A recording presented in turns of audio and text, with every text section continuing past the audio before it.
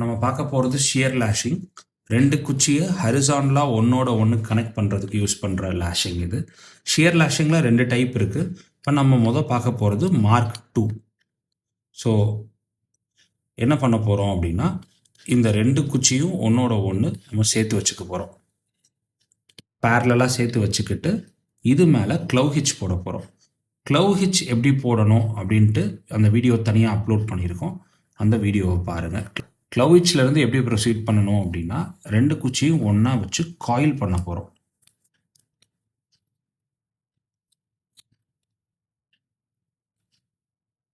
Coil பண்ணையில் நல்லா இழுத்து டைட்டாக காயில் பண்ணிக்கோங்க.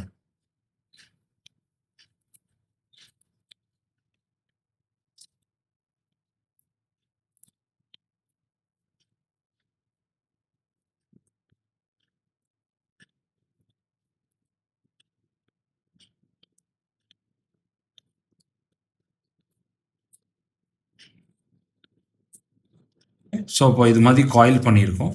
முடிக்கையில் இதே ஆரம்பித்த மாதிரி ரெண்டு ஸ்டிக்கையும் ஒன்றா வச்சு க்ளவ் ஹிட்ச் போட்டு முடிக்க போகிறோம்.